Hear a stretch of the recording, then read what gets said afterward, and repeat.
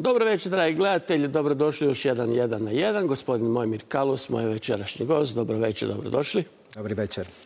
Gospodin Mojmir Kallus će imati u Hrvatskoj vrlo intenzivan program. Ja ću i pokazati. On nam dolazi iz Međunarodnog kršćanskog veleposlanstva u Jeruzalemu. Evo, možete napraviti i malo veću sliku, tako da svi oni koji su zainteresirani za ove teme mogu poslije emisije u srijedu također prisustvovati jednom predavanju. Biće i naš Boris Havel, jedan pametan čovjek. I idemo odmah raditi, idemo na pitanja. Prvo da vas predstavim. Recite nam nešto o samom tom povjerenstvu za međunarodne poslove u Jeruzalemu. Pa ćemo onda i vas predstaviti. Kažite nam odakle dolazite. Well, I'm originally coming from the Czech Republic, from Prague. This is why I kind of understand a little bit.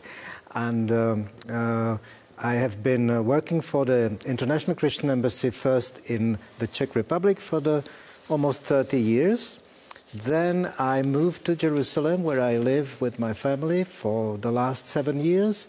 And I serve at the head office of our organization in the position which is called Vice President for International Affairs. Što je točno ta Međunarodna kršćanska ambasada u Jeruzalemu? Čime se ona bavi, koja je svrha, koji je cilj? It is an international Christian organization, a non-government organization, which was founded in 1980 in Jerusalem. And the main goal is to provide humanitarian assistance and, as we say, comfort to the Jewish people. Now, the motto is taken from the Bible. We as Christians do read the Bible, and the prophet Isaiah says in chapter 40, "Comfort ye my people, says your God." And we understand that to mean that God is speaking to us, believers from non-Jewish nations, that the time has come to show comfort and assistance to the Jewish people. Naravno da je fair predstaviti i vas. Naši gledatelji vas možda manje poznaju, pa recite par riječi o sebi, budući da taj vaš životni put je svakako interesantan. Well, I was born in then Czechoslovakia, in a nominal Christian family, and I studied mathematics at the University of Prague. And in the midst of my studies, I decided to put my trust in God. So I became an active Christian, and that slowly changed my life. I became a lay leader, a lay preacher in Protestant church in Prague. Then I went on to become an assistant pastor, and so I served in the church for the last almost 40 years. And also I founded this office, this branch of the International Christian Embassy after the fall of Iron Curtain in the early 90s. And since then I've been serving the Lord as best as I can. I also worked as a translator and interpreter, both in the Christian circles. I was privileged to translate for people like Billy Graham. And also I was working for the Czech governments and many businesses, so that was part of my profession. And as I say now, in the last 7 years, I am full-time with my organization in Israel. Meni je ekscelencija Ilan Mor, bivši veleposlanik Izraela, države Izrael u Republici Hrvatskoj, govorio o vama. I nije puno vas predstavlja, jer vas i ne mora predstavljati, budući da na internetu postoji sve, a i vaš rad je meni djelomično poznat. Pa mi je kazao da obratim pažnju naprosto na vaše poimanje Izraela. Vi Izrael ne doživljavate samo kao jednu od država Bliskog istoka. Dapače, rekao bih da je doživljavate na neki način naprosto iz biblijskog teksta, iz biblijske tradicije nasljeđa. Dva pojma su za vas tu bitna kad govorite o Izraelu. Govorite o zemlji i sjemenu koji je Bog dao Abrahamu. Mislim da cijeli taj sklop će biti vrlo zanimljiv našim gledateljima. Na koji način vi dakle pristupate Izraelu? First of all, I have to say that when I first visited Israel, I immediately felt at home.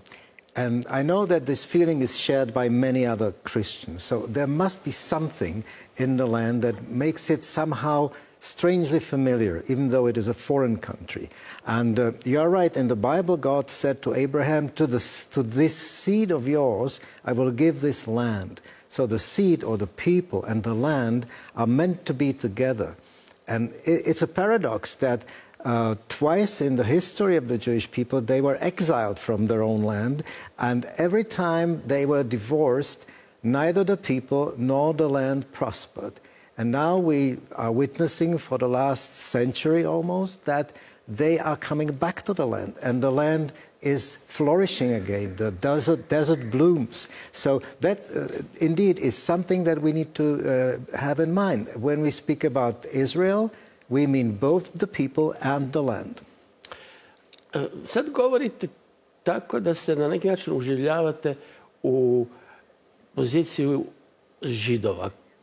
Moram kazati da pri posjeti Izraelu sam ja sretao ljude na svakom koraku koji cijelo vrijeme govore o svetoj zemlji. Taj doživljaj jednog posebnog odnosa prema Izraelu nije prisutan samo kod židovske populacije. Kako vi kao kršćanin osjećate naprosto i te prostor, ambijent i sam Izrael? Well, of course, it is the Holy Land where our Lord was born and lived and died and was resurrected and escaped from this earth. And as we believe, he will also come back to this earth, to the same place. So it obviously has a lot of meaning for Christians. And it is very meaningful if you just walk through the land. The Bible is opening to you in a new way, because you not only read the text, but you can imagine how it looked like when Jesus was walking in the Galilee or walking to Jerusalem. So it actually helps you better understand the text of the Bible. Vi danas doživljavate Izrael kao naprosto drugačiji no što su to ine države. Mislite da ima stanovit ekscepcionalan položaj u svijetu. Kakav to poseban položaj, ne mislim sada više na tradiciju, nego na sadašnju situaciju za vas ima Izrael? I think Israel is unique in many ways. First of all, it is unique that after 2,000 years of being dispersed around the world, they did not disappear as a nation. They came back, they kept their religion, they revived their language. And so we can say that Israel today is a nation which lives in a land, speaks the language, and worships the same God as 2,000 years ago. So that is already unique. And to me, it speaks something about the resilience of the Jewish people. Even though they suffered many pogroms and persecution, they are still here. So that is already unique. And also the fact that they survived and they are actually thriving in the land, even though the land is very small. Just look at the map. It's just a tiny dot in the sea of the Arab and Muslim world. Israel still has survived. And it has given the world many great inventions. It is a modern, prosperous country. It is unique in terms of their water management, for instance, because when the British were taking care of the land during the British Mandate, they reportedly said that only about 2 million people can live in the land between the River Jordan and the sea, because otherwise they would not have enough water.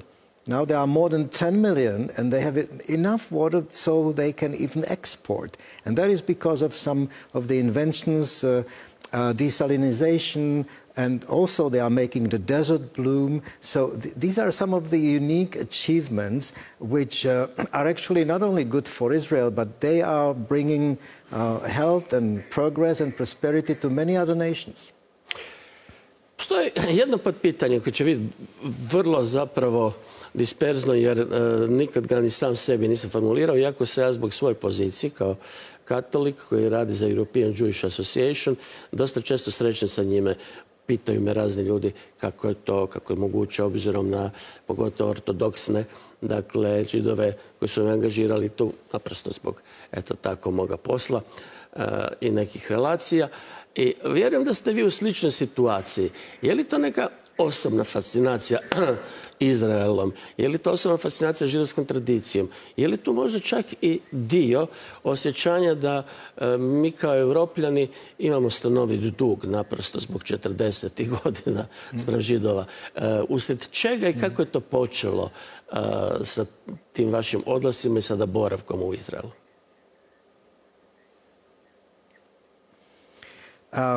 Well, I believe everyone has their own story. As I said, when I first visited Israel, I just felt the connection. I felt that something is really familiar, something feels like home. And on the other hand, I had been already studying the Bible, and I understood that in the Bible there is a lot about Israel as the nation, and I understood that they are still God's nation, God's people, that God gave a promise to Abraham, and that we can see that these promises are being fulfilled. That is reason enough for fascination.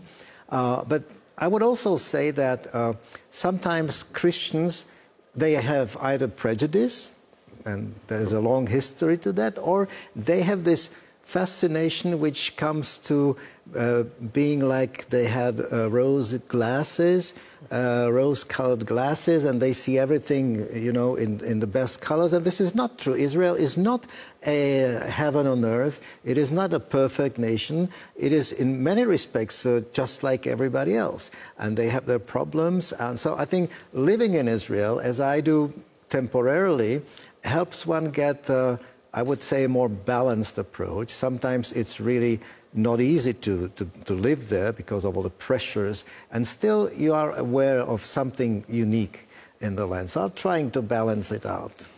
Kako biste iz cipela stranca koji povremeno živi u Izraelu opisali današnju situaciju? Mislim upravo na ovaj rat, njegov početak, na njegovo trajanje i perspektive. Without any doubt, the massacre of the 7th of October completely changed the whole nation. Israel has been shaken to the core. They didn't expect it. They didn't expect it in such size and in such cruelty. Everybody in Israel knows someone who either was killed or kidnapped or fell in the war. And even more importantly, Israelis lost trust in their army, in their secret service, in their government, in all the institutions. And that means that the country has been profoundly shaken. I don't think that they have yet found an answer. They feel like they are fighting for survival. Some people say it's the second war of independence. It's the real existence of the Jewish state is at stake. Recently, there have been some military successes which are helping to turn around the mood in Israel. There is, I would say today, some light at the end of the tunnel. There is some hope. But the atmosphere is really heavy. And there are even, you know, protests and disagreements. The nation is divided. On the other hand, I have lived in Jerusalem for most of the time since the war started. And at the first glance, you wouldn't recognize that we are at war. I hardly heard the sirens in the city of Jerusalem because it's far away from both fronts. The stores are full, restaurants are full, people go about their own business. In the summer, beaches are full. So there is a tendency to have some normalcy. And I think that is true for Israel generally, not even during the war, even before. It has always lived in danger. And so people are trying to live normal life as much as they can. But at the same time, at the back of their minds, there is always this awareness. Something can happen at any minute. Osnovna i temeljna tema, i zato sam pokazao ovaj flyer, i ove emisije, ali zapravo vašeg angažmana su odnosi kršćana prema Židovima i Izraelu. Krenimo u minucioznije, detaljnije tumačenje tih odnosa. Krenimo od biblijskog sloja. Kako vi vidite sam fundament na kojem su se gradili ti odnosi? Poslije ćemo doći do ovih 2000 godina vrlo teških i kompliciranih odnosa, vrlo često. Well, if we talk about the relations between Jews and Christians, and we want to start at the beginning, we have to say that what is now called Christianity started as a Jewish sect, as a Jewish group within Jewish society. Jesus was Jewish. His first disciples were Jewish. They were worshipping at the temple. They observed all the Jewish rituals. They read the Jewish Bible. So that was just one of the expressions of Jewish life at the time. And when they believed that Jesus is the Messiah, they began to share the message, and many other Jews shared that and joined them. But very quickly it also penetrated this Jewish society, let's say, and first non-Jewish believers came in.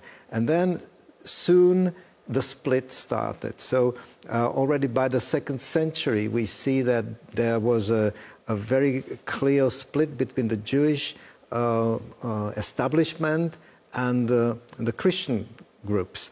And that got more and more severe for many reasons, which I don't think we have the time to go into, but it has to do with the Roman Empire, and then first the Jewish religion was religio licita and the Christians not.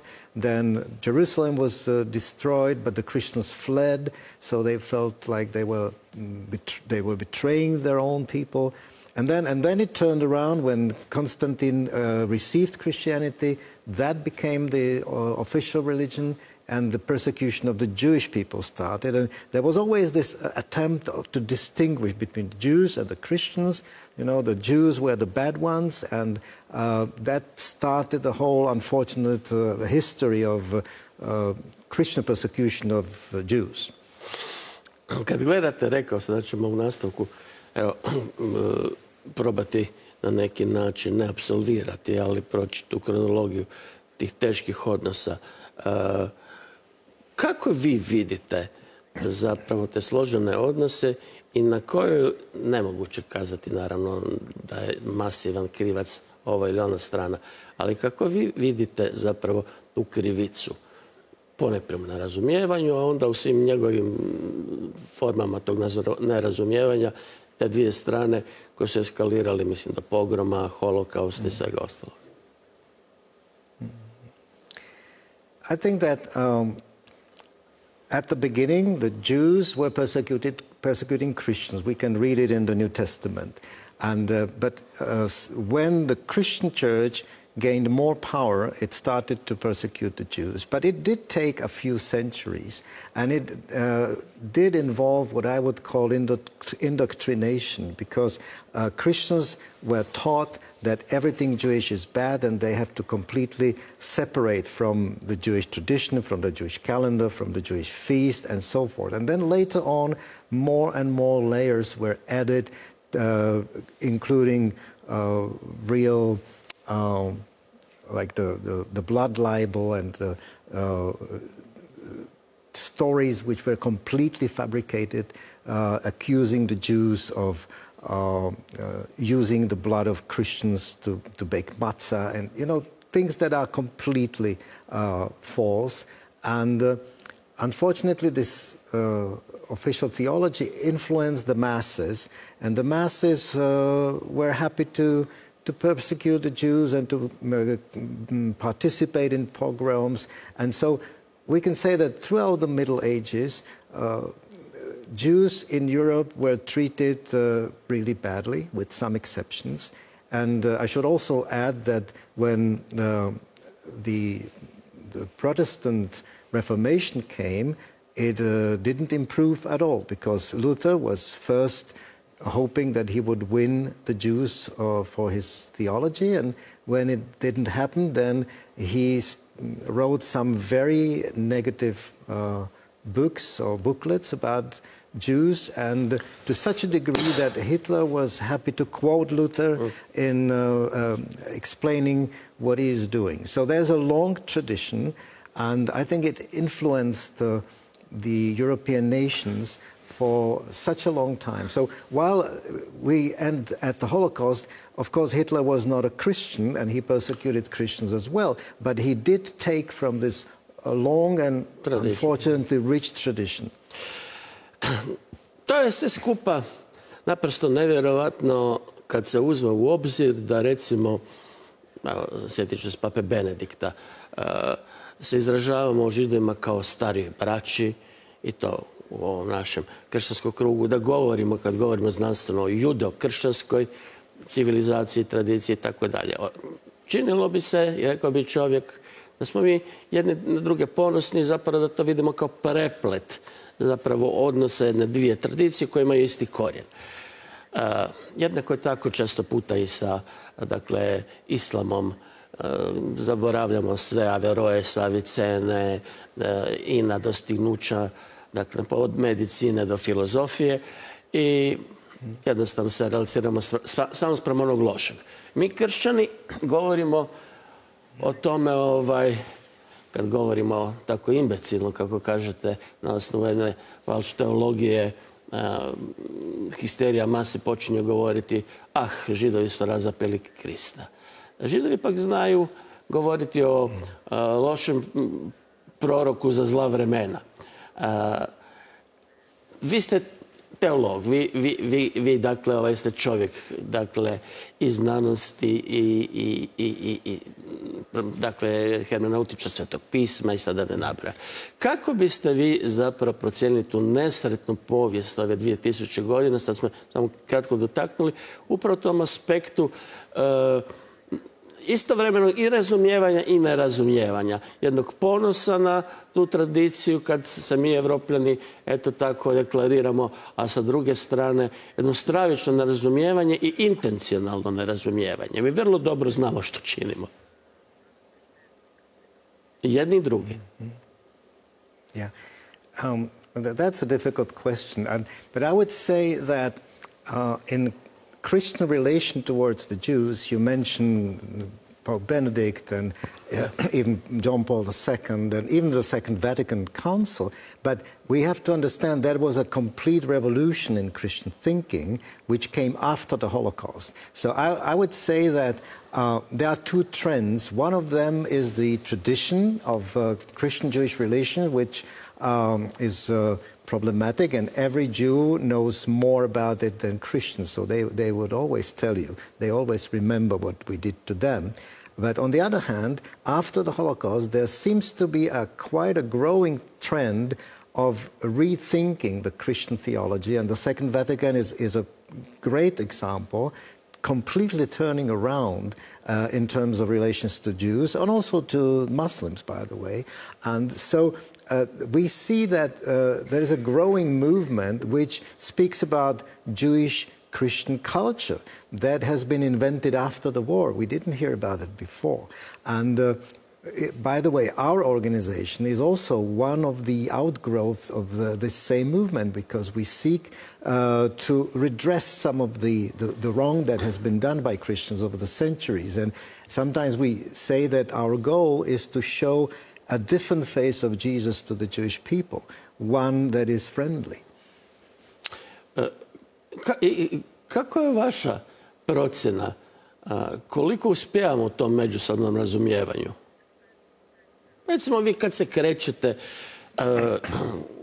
u raznim krugovima Jeruzalema, recimo u doticaju sa ortodoksijom, mislim na same Židove. Ja sam primjerice ovdje blizak sa rabi Pini Zaklasom, radim za organizaciju na čelu koje je rabi Margolin i evo, ja sam dakle u stalnom kontaktu svakodnevno sa Hasidima, Habadom i tako dalje. I moram kazati da nigdje ne osjećam nikakvo nerazumijevanje, dapače osjećam veliku prihvaćenost. Kako vi osjećate te razlike i bliskosti? It's a process, and it really depends on who you speak to. And I think it's a good question to ask about Israel, because in Israel, the Jews are at home. They are not afraid to be in a minority like they do in the diaspora, so they are probably freer to express themselves. And I would say the first reaction is distance. We are happy that a Jew would say to a Christian, we're happy that you are not going to kill us anymore, so just leave us alone. That's the starting point. And then when they see, and then it's individual, when they have experience with Christians who really help, who do something practical. We are engaged in humanitarian aid for more than 40 years, and it takes years to win the trust. And that happens. So we even have rabbis, Orthodox rabbis, that work together, that attend our meeting, that are able to be there among us. On the other hand, there are Orthodox groups which are very virulently anti-missionary, because they consider every Christian to be a missionary for a good reason. And they are trying to fight us, and they don't want us to be there. And there is everything in between. And also, not everybody in Israel is Orthodox, so many secular Jews... Ne, ja sam namjerno sam to postavio iz pozicije ortodoksije, jer tu dođe najčešće jasno do nesporazuma. Sa liberalnim ljudima svugdje na svijetu drugačije. I think there are some good attempts on both sides. I know that there were some texts towards the Jews by late John Paul II and by Pope Benedict, and there was a response by rabbis, by several important rabbis in Israel called Dabru Emet, let us speak the truth. And they were very friendly. They mentioned the differences that prevail between Christians and Jews, but they also mentioned and recognized the positive that the Christian world has brought. Mainly in their eyes, we can be credited as Christians to bring the knowledge of the only God to the whole world. Probajmo sad iz perspektive kršćanina vidjeti odnose Židova i Islama. Jer naravno da je ovaj rat nešto što ima novu spiralu, teško uopće zamisliti mir, o tome možemo kazati također riječ dvije, ali kako vi vidite te relacije Islama i Židova? Naravno, u politici se to vidi drugačije. Postoje Abrahamski ugovori, računa se na mogućnost odnosa Izrael-Saudijske Arabije, itd., ali ispod svega toga postoji taj temelj, odnos Židova i Islama, koji ne sluti na dobro. Iran vidi, recimo, Izrael kao nešto što, budimo otvoreni, treba zbrisati sa lica zemlje. Well, Iran and the Muslim Brotherhood, the Hamas, they are not the only representatives of Islam. And the Abraham Accords tell us that they can also draw from the same sources and come to completely different solutions. In fact, this modern Islamism is a relatively recent phenomenon, maybe for the last 100 years. Some people say that it was the reaction to the modernization in the Arab world and an attempt to stand against the West and go back to the 7th century style of Islam. And unfortunately, there is evidence that there is a lot of connection between the ideology of the Muslim Brotherhoods and of Iran and the Nazi ideology, because Hitler already in the 20s have established connections with the Arabs, and they created a special brand of anti-Semitism which mixed it with selected sources from the Quran and created this ideology of hatred which prevails until today. But this is not the only face of Islam, and I think it's fair to say that the Quran is not very clear. There are different passages that you can use to either sow hatred or to speak about peace. And I think what the Abraham Accords did is significant because they, in fact, confirmed that Israel, the Jewish people, are part of the Middle East. They are part of the history. They belong there. They are not a Western colonialist enterprise, but they are one of them. And I think that is a good possibility, good foundation and potential for understanding. Mislite li, ono što sam malo prije rekao, da postoji ikakva šansa za mir? Ne mislim za primirje, mislim za mir. Well, that's a very difficult question. I think the most we can hope for would be a long-term ceasefire, and especially when it comes to Gaza, because as we know, most of the people in Gaza share the hatred that Hamas showed very clearly. And those who don't, they are afraid because this is not a free society. And those who can be sympathetic to Israel, those who are for living together, for coexistence, they are branded as collaborators and they are killed by their own people. So unless there is a complete change of government in Gaza, I don't think we can even start to speak about some kind of a peaceful solution. And that is the big problem, because no one wants to govern Gaza, you know, not even any Arab nation.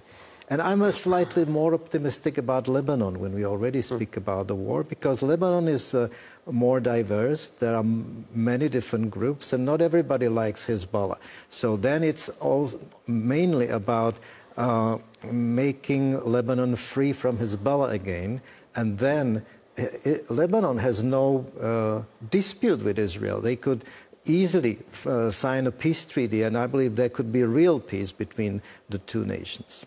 Evo, imamo ovdje, dakle, prizore Gaze. To je ono što naravno opterećuje cijelu stvar. Jer ako sada preskočimo pitanje koje se ne smije preskočiti, evo recimo najjednostavnije, kakav je vaš odnos kao kršćan spram Gaze, ostaje ipak nešto što transcendira sve te naše posebne, partikularne poglede kao stav. Čujte, kako nakon ovakvog svijeta jednostavno izgraditi svijet normalnih odnosa? Gotovo je nemoguće zamisliti da će generacija koja će ipak preživjeti i stasati u ovakvom svijetu imati normalne odnose. It's very, very difficult. It's true. But again, to me, the most important thing is who will govern Gaza, because Gaza needs to be freed from Hamas in the first place, and Hamas is still governing there. They are still stealing all the humanitarian aid. They are still oppressing their own people. So once they are free, then they could start thinking, and then they could be helped. Again, this is the question of who will set law and order in Gaza now. Israel cannot do it. Israel doesn't want to do it. No one else wants to do it. Perhaps some of the local clans could start doing it.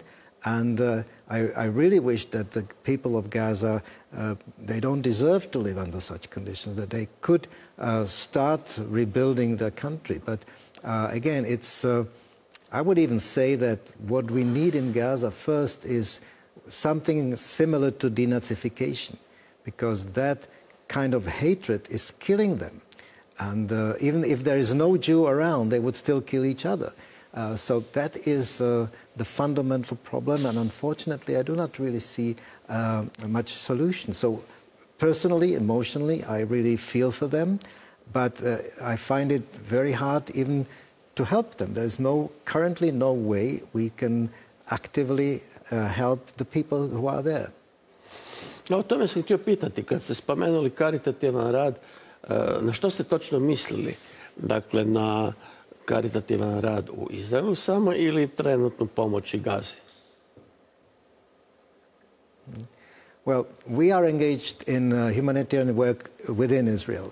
We provide assistance to all who are in need, Jews, Arabs, Bedouins, Druze, Christians, Muslims, all who live there. But this is within a society where law and order reigns, so where you are not kidnapped or your help is not stolen and so forth.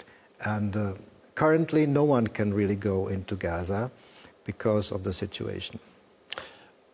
Recite nešto onda o toj 40-godišnjoj karitativnoj djelatnosti. U čemu se ona sve sastoji?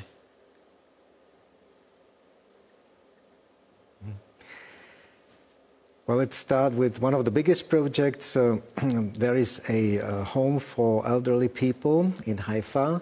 All of them are Holocaust survivors. They all came to Israel after having survived. They are obviously in the very late age, 90s and 100 years old. There are currently about 70 of them, and we finance that building mostly through generous contributions from German Christians. That's one thing. Then we help those who are in need, we're distributing food baskets and so forth. Usually we always work with local organizations which have their methods, they have the selection process, and we help finance. We also provide stipends for people who need it, like Arabs who find it harder to study university and to be integrated in the life of Israel, to Jewish people, new immigrants. We also provide help in an unfortunate way, but that is needed by providing bomb shelters and shelters for people that when there's a racket and near Gaza, they had 13 seconds to find shelter, so they had to be everywhere, near bus stops, near playgrounds, near schools, and we provided, I think, almost 180 of them throughout the years. And so the need is changing, and the way we operate, we have long-term relationships with the different organizations that take care of the different needs in Israel, locals, which are proven, and then we constantly hear from them what is needed, and then we fundraise around the world and provide what is necessary. Karl Kraus je jednom njemu svojstvenom duhovitošću rekao da čovječanstvo nakon velikog rata, Prvog svjetskog rata, nije ništa naučilo. Da mu je kugla prošla kroz jedno uho, a na drugo izašla van. Ja bih to rekao, iako smo kazali da o ovom judeo-kršćanskom svijetu se počelo govoriti tek nakon iskustva holokausta, da ni mi nismo puno naučili. Evo sada to imamo prilike gledati u Europi. Recentan primjer su događaji u Amsterdamu. To nisu bili incidenti navijača, to je zaista bio prizor pogroma. Ja sam gledao desetine tih klipova i to je naprosto bio lov na Židove. Iz Francuske se Židovi iseljavaju. Rabi Barcelone kaže ovaj grad je izgubljen za nas. Neko to može doživljavati. Ovdje je malo inače zanimljivo. U istočnom dijelu Europe vijest je tome.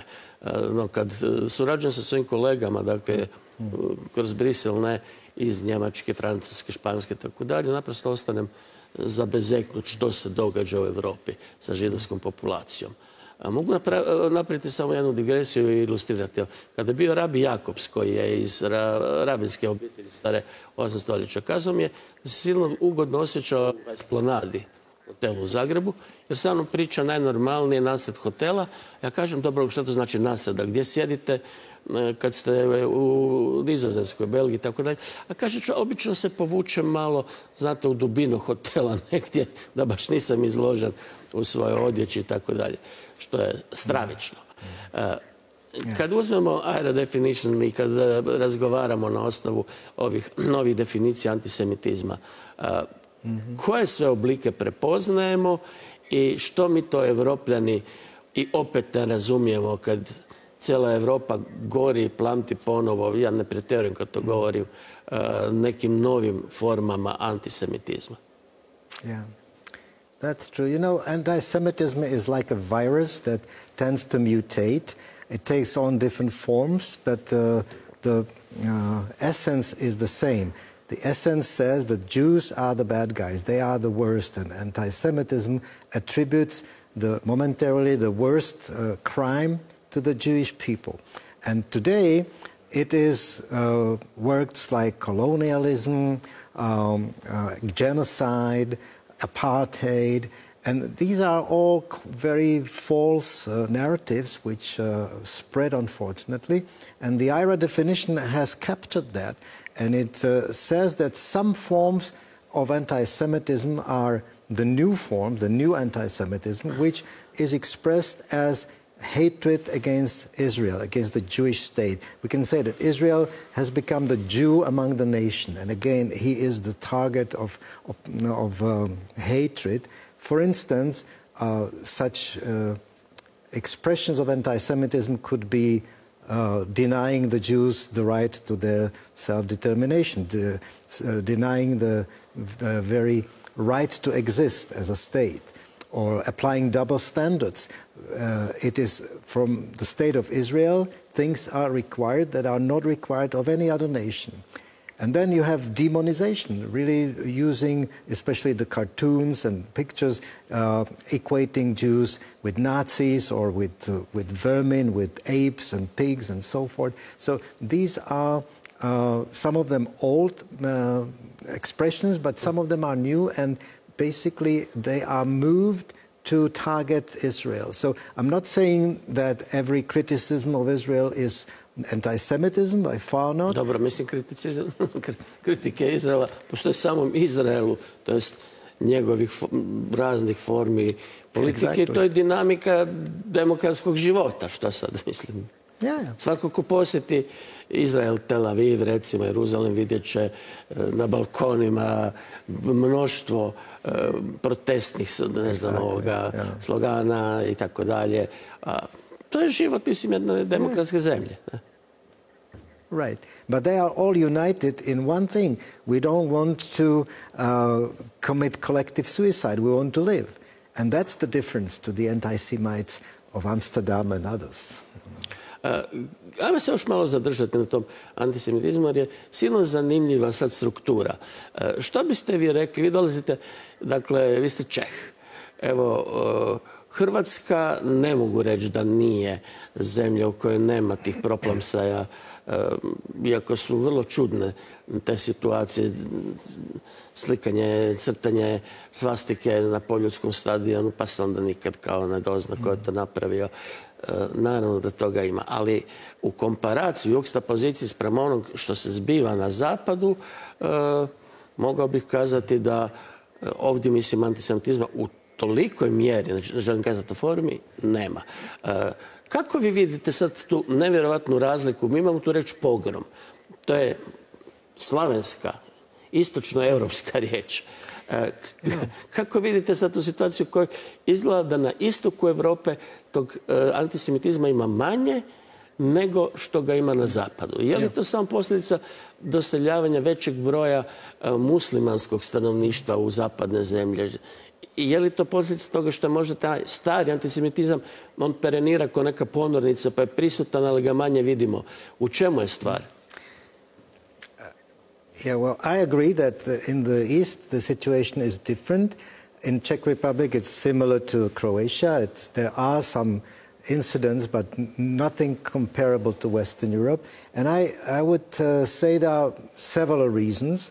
One of them is the presence of large Muslim populations, which are very active and they can be very violent. We don't have them.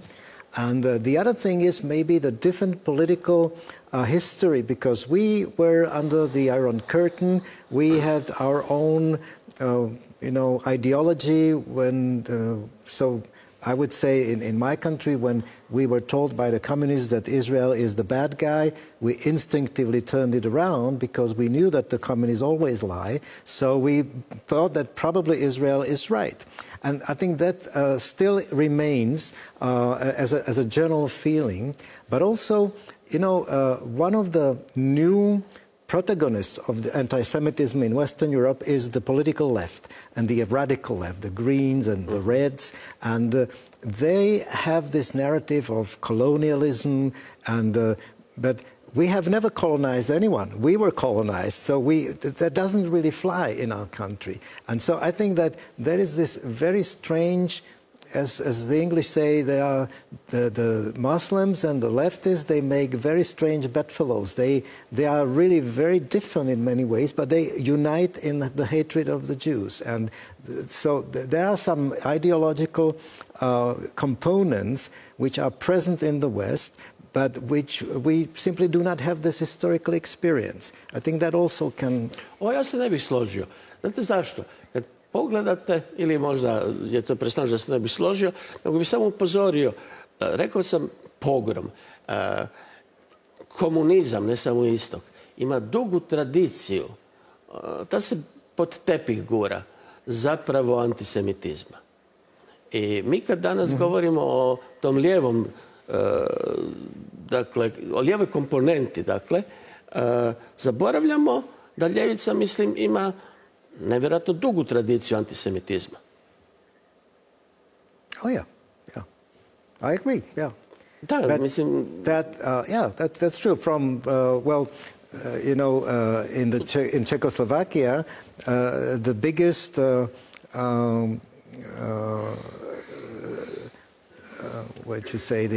the biggest court case, fabricated court case in the early 50s was against the top members of the Communist Party, which were almost all Jewish. There was a Jewish court case which shows what you say, that there was anti-Semitism already at the time in the Communist Party.